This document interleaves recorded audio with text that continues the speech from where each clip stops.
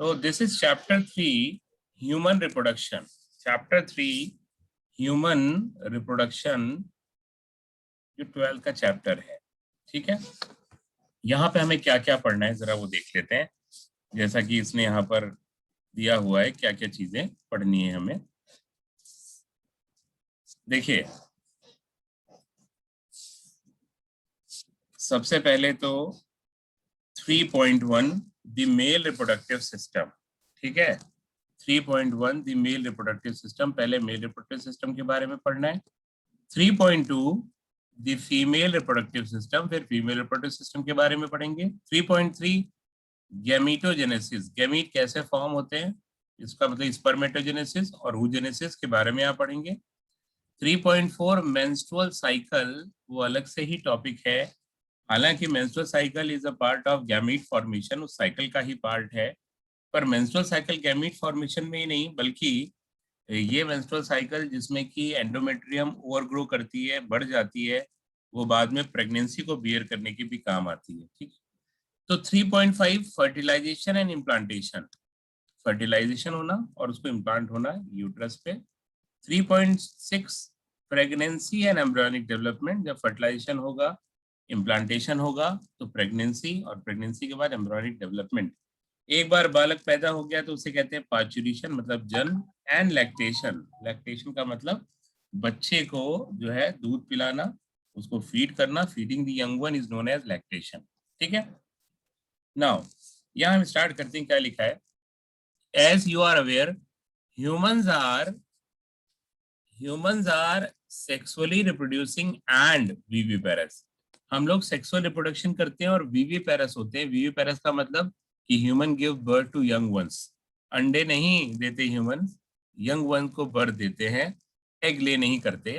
हाँ, अगर हम मैमल्स की बात करें तो मैमल्स जो होते हैं वो क्या करते हैं, वो विविपेरस ही होते हैं, पर एग लेइंग मैमल भी होता है प्रोथीरियन मैमल, वो मैमल जो है एग ले करता है, बाकी दूसरे मैमल्स एग ले नहीं करते।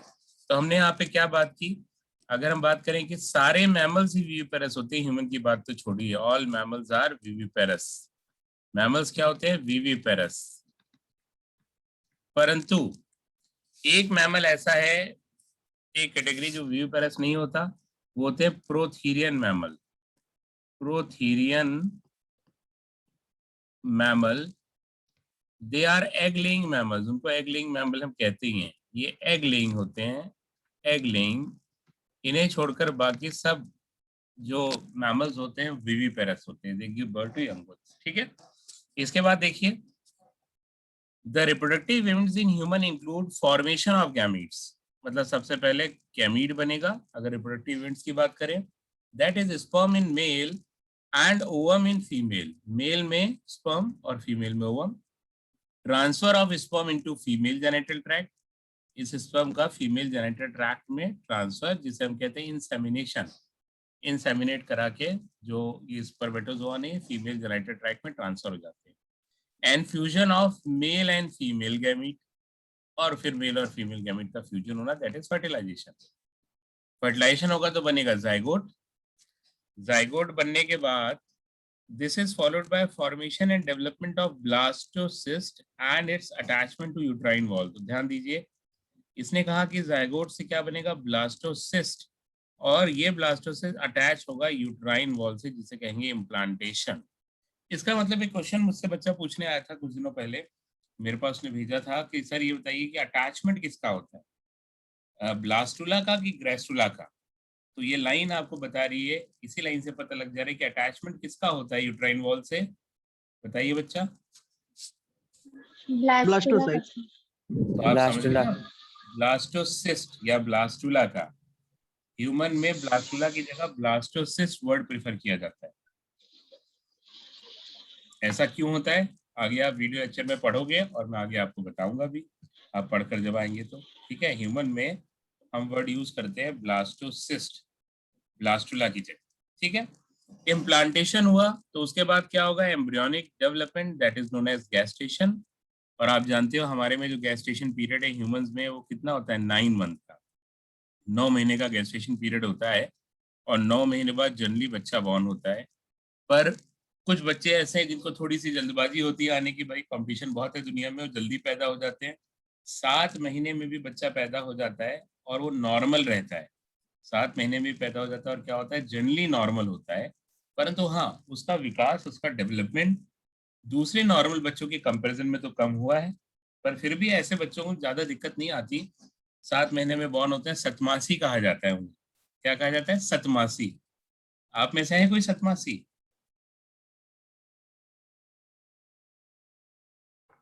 कोई नहीं है, सभी लोग 9 मंथ पे बॉर्न हुए थे, पूरा गेस्टेशन पीरियड पूरा करने के बाद। ठीक है, तो यहाँ पर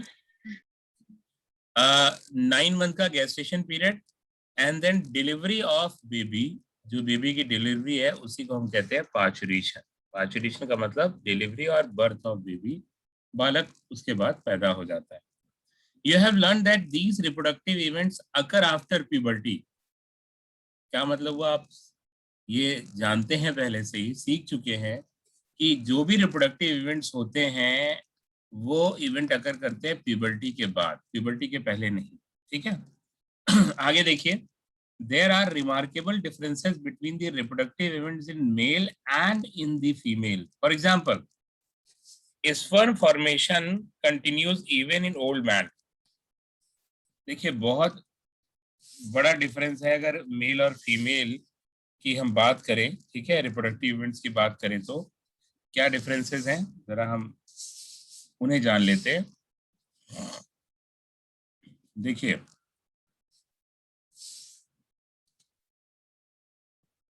तो क्या बता रहा है कि there are remarkable differences between reproductive events in male and in female. For example, male में स्पर्म फॉर्मेशन जो होता है डियर, स्पर्म फॉर्मेशन वो कंटिन्यू करता है इवन इन ओल्ड एज, बुढ़ापे में भी। इसका मतलब कि मेल में जो स्पर्मेटोजोन है वो थ्रू आउट द लाइफ बनते हैं, बुढ़ापे तक बनते हैं। जब तक आदमी जीवित रहता है तब तक उसमें स्पर्म का फॉर्मेशन होता है। पर फीमेल में ovum ceases in women around the age of 50 years. मगर फीमेल में 50 साल की उम्र के करीब आकर जो ओवम है ना डियर, वो सीज कर जाता है। इसका मतलब वो बनना बंद हो जाता है। ऐसा क्यों होता है, बता सकता है कोई? फीमेल में ओवम बनना क्यों बंद हो जाता है? सर उगोनिया खत्म क्योंकि हो जाती है। फीमेल्स में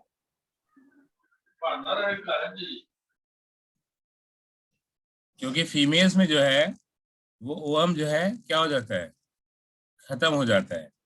फॉलिकल्स खत्म हो जाते हैं उस एज तक आते आते, है ना। Yes sir. ठीक है, तो यहाँ क्या होता है कि मेल और फीमेल के रिप्रोडक्टिव इवेंट्स में बहुत सारे डिफरेंसेस है। कुछ पे मैं अभी प्रकाश डाल देता हूँ, बता देता हूँ, और आगे भी वो चीजें आती रहेंगी। पहली बात तो यहाँ पे क्या हुआ, स्पर्म फॉर्मेशन, स्पर्म फॉर्मेशन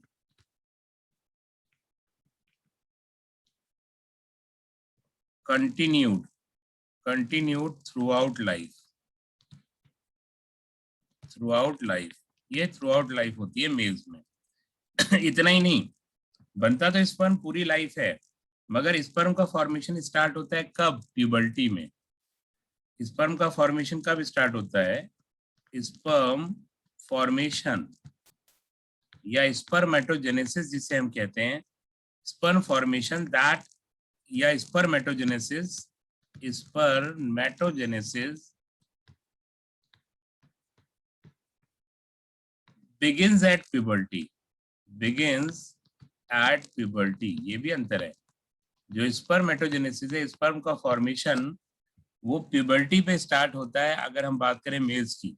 जबकि अगर फीमेल्स की आप बात करें यहीं पर, तो फीमेल में जो oogenesis है वो कब स्टार्ट होता है?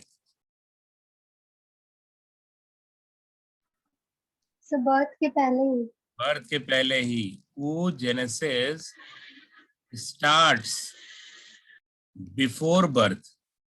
बिफोर बर्थ, वो जन्म के पहले ही एम्ब्रियोनिक लाइफ में oogenesis स्टार्ट हो जाता है फीमेल में। और जो उगुनिया हैं, जितने बनने होते हैं सारे उगुनिया बन जाते हैं जन्म के पहले ही। असल में 25th वीक का जब फीटस हो जाता है, फीमेल फीटस, तो उसमें सारे उगोनिया बन चुके होते हैं। All the oogonias are formed, all the oogonias are formed in 25 week old foetus. 25 हफ्ते का जब फीमेल फीटस होती है तो उसमें सारे उगोनिया बन चुके होते हैं जो उसको पूरी लाइफ में इस्तेमाल करने, यूज करने। उसके बाद कोई उगोनिया ऐड नहीं होता। तो हमने जाना कि oogenesis starts before birth, whereas spermatogenesis begins at puberty. वो प्यूबर्टी पे स्टार्ट होता है 12-13 साल की उम्र में। जब जो है मेल मैच्योर होता है, प्यूबर्टी आती है, तब उसमें स्पर्मेटोजेनेसिस बिगिन होता है। पर फीमेल्स में oogenesis starts before birth and all the oogonias are formed in a 25-week old female fetus and no more oogonia is added later on in life. कोई oogonia later on life में add नहीं होता, इसी oogonia से काम चलाना है। और जन्म के बाद अगर हम बात करें, कई सारे जो फॉलिकल्स हैं वो डीजनरेट करते रहते हैं, उन्हें फॉलिकुलर एट्रीशिया कहते हैं। तो कई सारे फॉलिकल्स डीजनरेट हो जाने की वजह से फीमेल में जो फॉलिकल्स हैं वो 50 ईयर्स की एज तक ही चल पाते हैं, उसके बाद वो खत्म हो जाते हैं। वो खत्म हो जाते हैं, इसीलिए फीमेल जो है उसमें oogenesis सीज कर जाता है 50 साल की उम्र के आसपास। ठीक है बच्चा, समझ गए बातें? Yes sir. कोई डाउट है किसी को तो Yes, पूछ sir. सकता है बेटा, कोई डाउट है इसमें तो पूछ सकता है। No, sir. तो आपने डिफरेंसेस जान लिए, क्या क्या डिफरेंसेस हैं। मेल में स्पर्मेटोजेनेसिस थ्रू आउट लाइफ चलता है, पर स्टार्ट कब होता है? प्यूबर्टी पे। फीमेल में oogenesis 50 ईयर्स की एज तक आते आते, लगभग अप्रोक्सीमेटली 50 ईयर्स की एज तक या अराउंड 50 ईयर्स की एज तक वो सीज कर जाता है। मगर oogenesis स्टार्ट कब हुआ था? बिफोर बर्थ, बर्थ के भी पहले, एम्ब्रियोनिक लाइफ में ही स्टार्ट हो गया था oogenesis और 50 ईयर्स की एज पर आके खत्म हुआ। तो ये डिफरेंसेस हैं अगर हम बात करें ये जो रिप्रोडक्टिव इवेंट्स हैं मेल और फीमेल दोनों में। ठीक है, तो हम इसे क्लियर कर देते हैं और हम आगे बढ़ते हैं। तो नेक्स्ट टॉपिक है मेल रिप्रोडक्टिव सिस्टम। ठीक है, mail reproductive system. Mail reproductive system is located in pelvic region. ये पेल्विक रीजन में होता है।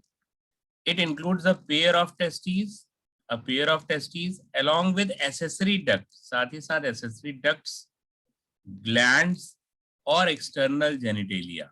मतलब जो बाहर से एक्सटर्नली विजिबल होता है उसे हम कहते हैं external genitalia. The reproductive organs which are visible from the outside, है ना, दे आर एक्सटर्नल जेनिटेलिया। तो मेल रिप्रोडक्टिव सिस्टम में क्या चीजें हुई? एक तो टेस्टिस, दूसरा एसेसरी डक्ट जो उसके साथ डक्ट होते हैं, ग्लैंड्स और साथ ही साथ एक्सटर्नल जेनिटेलिया। ये चीजें मेल रिप्रोडक्टिव सिस्टम में आती है। आगे बढ़ते हैं। ये देखिए यहाँ ये डायग्राम बना हुआ है मेल रिप्रोडक्टिव सिस्टम का। ठीक है, और इसके बारे में चीजें लिखी हैं तो वो हम चीजें पढ़ते हैं यहाँ पे। ठीक है,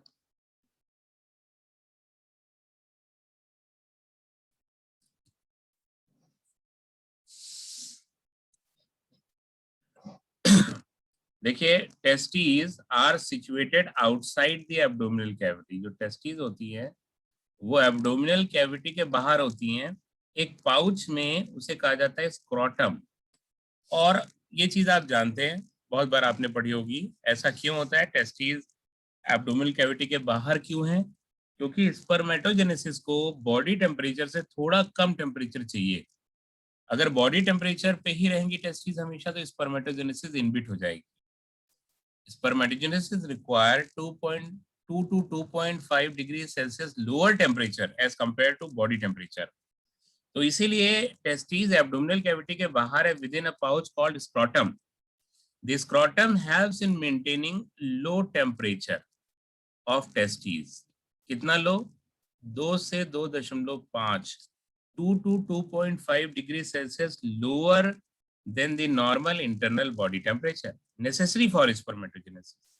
इसका मतलब स्पर्मेटोजेनेसिस बॉडी टेम्परेचर से थोड़ा कम टेम्परेचर पे अगर होती है, अगर बॉडी टेम्परेचर पे रहेगी तो स्पर्मेटोजेनेसिस इनहिबिट हो जाएगी। ठीक है, ये पहली बात। इसके अलावा अगर मैं आपको बताऊं तो ये टेस्टीज भले स्क्रोटल सैक में ही जो है रहती हैं, मगर ये स्क्रॉटल सैक में ही बनी नहीं है, बनती ये एब्डोमेन में है। और जब फीटस 7 महीने का हो जाता है, when the foetus is 7 months old, then these testes descend into the scrotal sac. जब फीटस 7 महीने का हुआ तब ये टेस्टीज जो होती है ना वो स्क्रॉटल सैक में डिसेंड होती है। इसका मतलब ये टेस्टीज बन रही हैं। 7 मंथ का हुआ तो ये टेस्टीज एब्डोमेन से पहुंच जाती हैं स्क्रॉटल सैक में।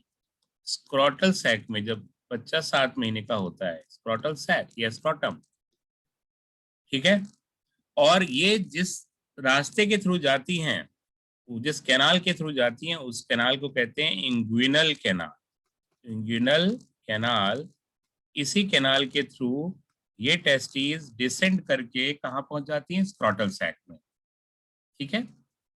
अब यहाँ एक डायग्राम बना नहीं हुआ, पर मैं एक डायग्राम बनाना चाहता हूँ, यहाँ बना के दिखाता हूँ आपको कि किस तरह से ये टेस्टीज प्लेस्ड होती है स्क्रॉटल सैक में। ठीक है ना बेटा, ये बात समझ में आ गई? यहाँ तक समझ में आ गई बच्चा? Yes, sir. Yes, sir. Yes, sir.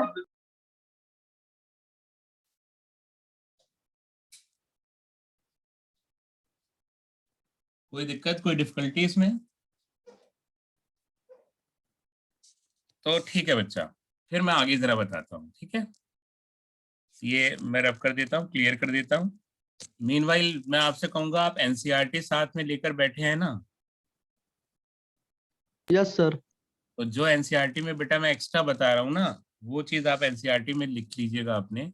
तो आपको क्या है कि एंड में रिवीजन के समय जो है नोट्स और एनसीईआरटी दोनों नहीं उठाना पड़ेगा। जो भी काम की बातें हैं एनसीईआरटी में वो सारी मैं बताऊंगा और उसका एलॉबरेशन भी बताऊंगा, मतलब जो एक्स्ट्रा पॉइंट है वो भी आपको मैं बताऊंगा यहाँ पर, ठीक है। तो यहाँ जरा देखते हैं, हम यहाँ जरा डायग्राम बना के देखते हैं, ठीक है। तो किस तरह से ये टेस्टीज प्लेस्ड होती हैं स्क्रॉटल सैक में, उसका डायग्राम बना लेते हैं। दिस इज टेस्टीज, ठीक है, ये टेस्टीज हमने बना ली।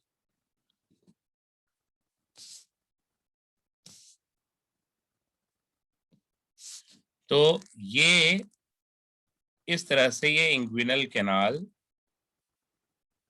से टेस्टीज स्क्रॉटल सैक में आती है। हमने कहा ये इंग्विनल कैनाल, ठीक है, ये यहाँ आ जा रही है टेस्टीज।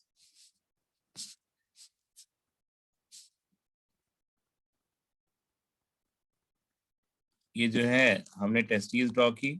अभी आपको बताया कि when the foetus is 7 months old, testes descend into the scrotal sac from abdomen. और उसके लिए इन्फ्लुएंस ये होता है उनको एफएसएच और टेस्टोस्टेरोन का। इसका मतलब ये हुआ कि when the foetus is 7 months old, testes descend into the scrotal sac under the influence of testosterone and FSH। ये टेस्टीज डिसेंड करके आती है एफएसएच और टेस्टोस्टेरोन के इन्फ्लुएंस से, ठीक है। और जिस कैनाल से आती हैं उसी कैनाल को हम कहते हैं इंग्विनल कैनाल। वही कैनाल होता है इंग्विनल कैनाल, ठीक है। इस तरह से स्क्रॉटल सैक में जाने के बाद ये टेस्टीज जो है ना, वो इस तरह से जो काउडल एंड होता है, नीचे वाला एंड, वो इस तरह से जुड़ जाता है इस कनेक्टिव टिश्यू से स्क्रॉटल सैक में, ताकि ये वहां पर एकदम फ्रीली लाई ना करे। ये जो कनेक्टिव टिश्यू है इसे कहते हैं गुबर्नेकुलम। गुबर्नेकुलम, इसके साथ ये टेस्टीज जुड़ जाती है कनेक्टिव टिश्यू के साथ, स्क्रॉटल सैक के साथ, तो फ्रीली लाई नहीं करती, ठीक है। अगर हम इंग्विनल कैनाल की बात करें तो इसी इंग्विनल कैनाल में क्या होता है ना कि ये ब्लड वेसल्स आती हैं। ब्लड वेसल्स इंग्विनल कैनाल के थ्रू आ रही हैं, आर्टरी है, वेन है, और इतना ही नहीं, ये जो नर्व्स हैं वो भी इंग्विनल कैनाल के थ्रू ही यहाँ पर रीच करके आ रही हैं। इसका मतलब यहाँ पर आप कह लीजिए कि आर्टरी, ठीक है, वेन और नर्व, ये सब इंग्विनल कैनाल के ही थ्रू आ रही है, ठीक है। इसके अलावा यहाँ पर ये एक मसल है, इस तरह से ये लाइनिंग बना रही है इंग्विनल कैनाल के अंदर से। ये मसल जो पिंक कलर से हमने बनाई है, इस मसल को हम कहते हैं क्रीमास्टर मसल, क्रीमास्टर मसल, ठीक है, क्रीमास्टर मसल। और एक और मसल होती है ये इस तरह से बना देते हैं, एक और मसल है, इसे कहते हैं डार्टस मसल, डार्टस मसल, ठीक है। तो क्रीमास्टर मसल ये देखो वो इंग्विनल कैनाल की बाउंड्री बनाने में भी हेल्प कर रही है और टेस्टिस के अराउंड है। और डार्टस मसल, ये दो मसल भी बहुत इंपॉर्टेंट है, क्योंकि अभी हमने पढ़ा यहाँ पर एनसीईआरटी में कि टेस्टिस स्कॉटर सैक में इसलिए होती हैं क्योंकि उनको 2 to 2.5 degree Celsius lower temperature चाहिए होता है as compare to body temperature, ठीक है, उन्हें इतना कम टेम्परेचर चाहिए। इसका मतलब ये जो स्पर्मेटोजेनेसिस का फिनोमिनन है वो टेम्परेचर डिपेंडेंट फिनोमिनन, ठीक है, टेम्परेचर डिपेंडेंट फिनोमिनन है, वो टेम्परेचर पे डिपेंड करता है। तो अगर टेम्परेचर ज्यादा हो गया तो स्पर्मेटोजेनेसिस नहीं हो रहा, तो इसी तरह से अगर टेम्परेचर बहुत कम हो जाएगा तो भी स्पर्मेटोजेनेसिस क्या होगा, इनहिबिट हो जाएगा। ऐसा नहीं कि 0 डिग्री सेल्सियस पे स्पर्मेटोजेनेसिस होता रहेगा। तो अगर बाहर टेम्परेचर बहुत कम होता है तो भी टेस्टिस में टेम्परेचर कम होगा, ऐसे में स्पर्मेटोजेनेसिस विल बी इनहिबिटेड। पर ऐसा नहीं होता, because when the outside temperature is very low then these two muscles, तब ये दोनों मसल कौन सी, cremaster, cremaster and dartos muscle, and dartos muscles contract, contract and pulls the testes towards the abdomen, towards the abdomen और towards the body। तो ये जो है ना टेस्टीज पुल करके, जो क्रीमास्टर और डार्टस मसल है वो पुल करके क्या ले आती हैं, टुवर्ड्स दी बॉडी, बॉडी के पास ले आती हैं, चिपका देती हैं और इससे वो थोड़ी गर्म हो जाती हैं और स्पर्मेटोजेनेसिस इनहिबिट नहीं होता।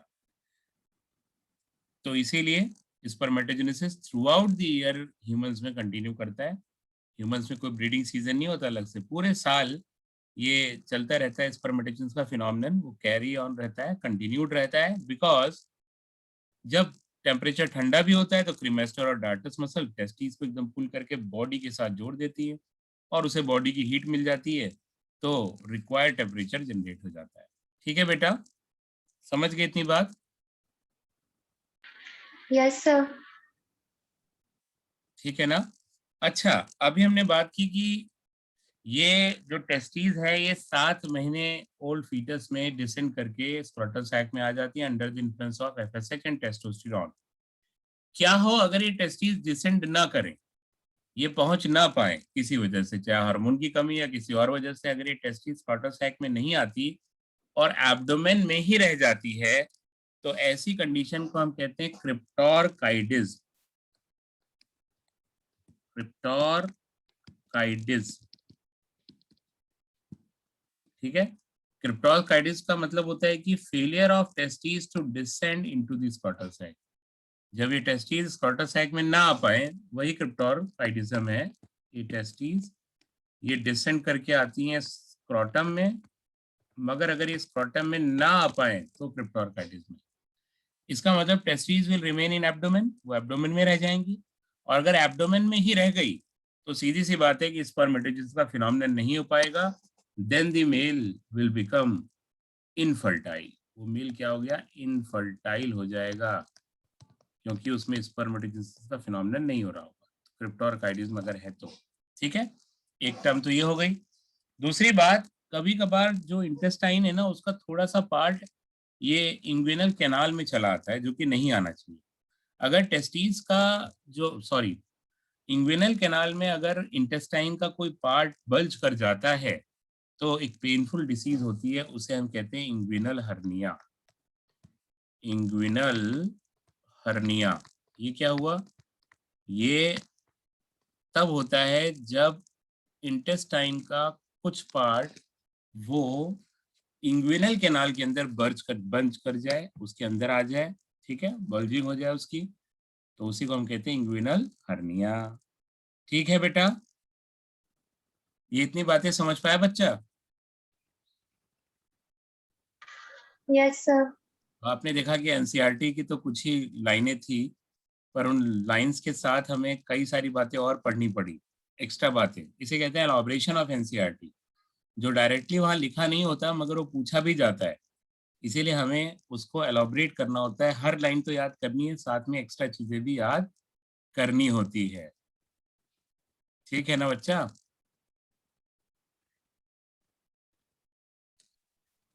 Yes, sir.